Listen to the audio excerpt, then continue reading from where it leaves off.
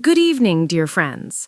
I'm your name, and today's story might stir something inside you of love, fear, resilience, and the fragile beauty of caring for someone you've grown alongside.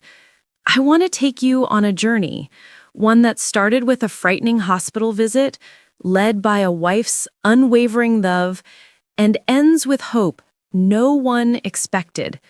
By the end of this video, I promise you two things.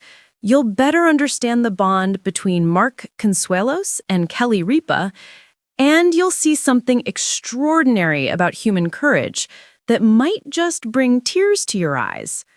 Don't click away because what happened next is not what most people expected. Mark Consuelos, known to many of us as the dynamo who grew up on our TV screens, charismatic, full of energy, always a kind smile. The last thing anyone expected was for him to be fighting for breath in an emergency room. One chilly autumn evening, after a long day on set, after meetings, after laughter with family, Mark began feeling chest tightness. It came slowly at first, like a soft fog, then suddenly, like a wall closing in. Kelly, his wife of many years, sensed immediately that this wasn't just exhaustion. She sensed something wrong.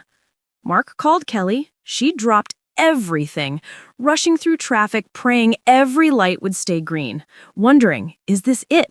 Is this serious?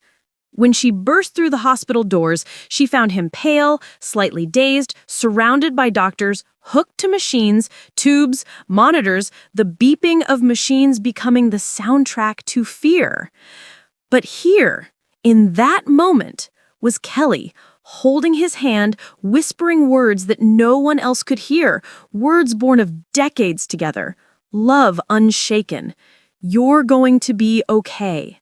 I'm here. We'll get through this. As the machines hummed, as the doctors worked, one question loomed. What was wrong with Mark? What did the tests show? And could he survive this? The hours passed. Tests, scans, blood work. Every answer seemed to bring more questions. Kelly sat in the waiting room, heart in her throat, staring at the clock. Every tick was a drop of fear. And then came the word. A serious heart condition, something that doctors said could become life-threatening if not treated immediately. Maybe a blocked artery, or possibly even something more severe. I won't claim to have all the medical details, but what I can tell you is this: the news was bad. Not a line from a soap opera, but real life, very real and very scary. Kelly walked into the emergency room again. The diagnosis was laid out, treatment options like surgery or an intervention were discussed, risks, possible complications. Kelly, always the strong one, felt her knees buckle. She looked at Mark, eyes brimming with tears, trying to muster courage. "What do we do?" she asked. But she already knew the answer, because love demands we act. As dawn broke, after hours of fear and uncertainty, Kelly found words that resonated not only between them, but across the world. Words that reminded everyone watching this is what love looks like in the darkest hour. In the quiet hours, Kelly turned to her phone. With trembling hands, she crafted a message she hoped would be heard, not just by Mark, but by anyone who's ever felt helpless watching someone they love in pain. She posted, "Mark, you are the heartbeat that keeps me steady. Even when the night seems too long, your strength shines through. Even when fear looms, I believe in you."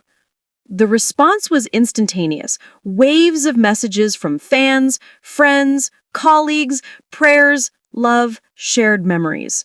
But what struck everyone most was not the content, but the sincerity. Kelly wasn't putting on a brave face for the cameras. She was bearing her soul.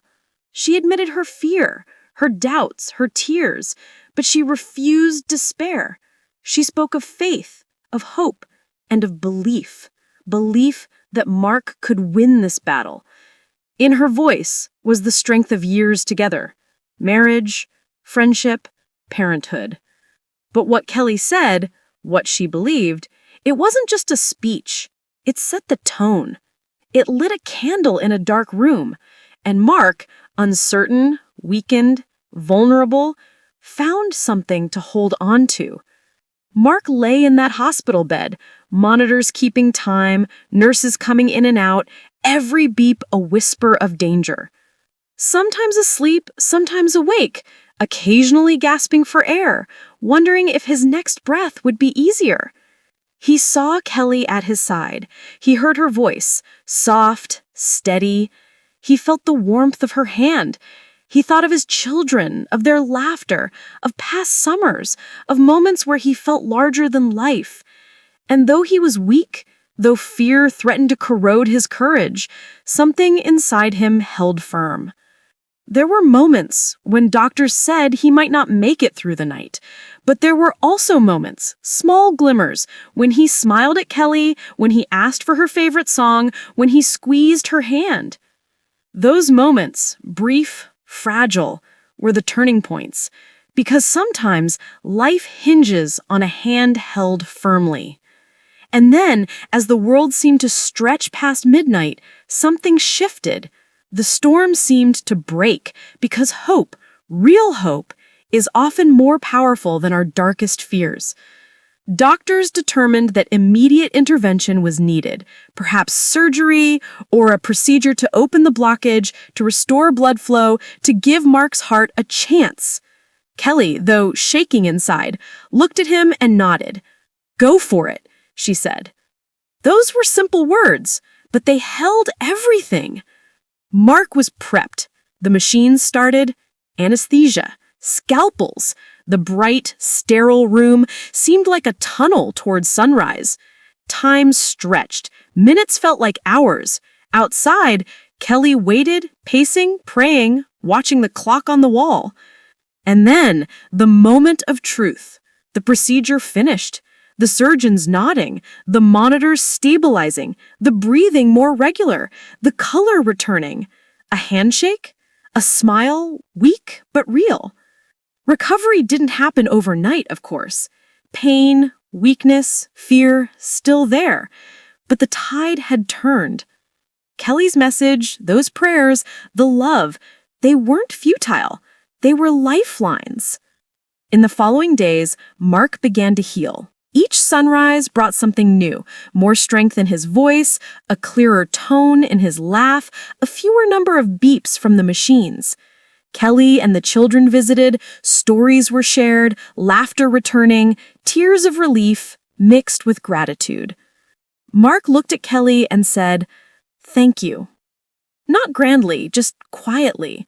And she replied that no thanks were necessary, that love is its own reward.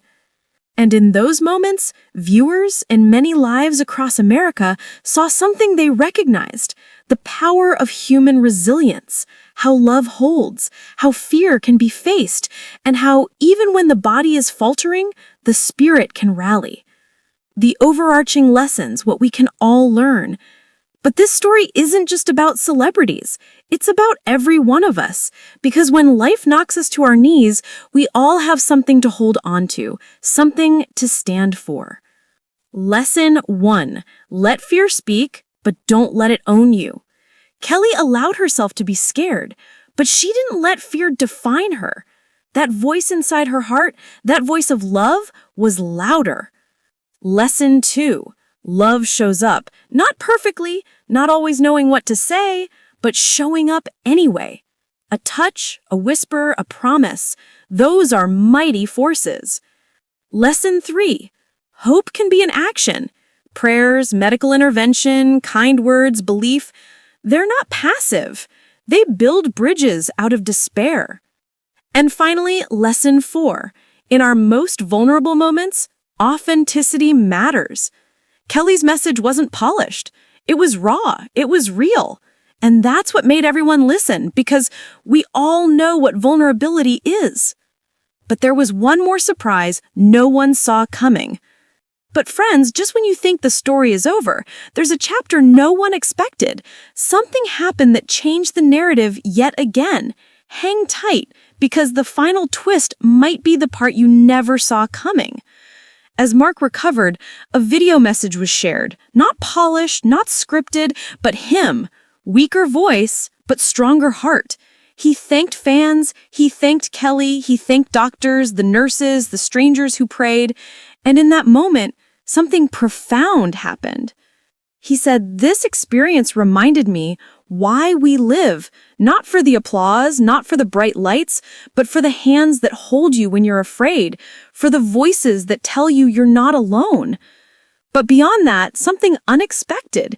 He invited people to take action, to call their loved ones, to say the things you think you'll say tomorrow, say them today, because tomorrow isn't promised. Kelly, in turn, spoke about her own transformation, about learning once more that strength isn't absence of fear, courage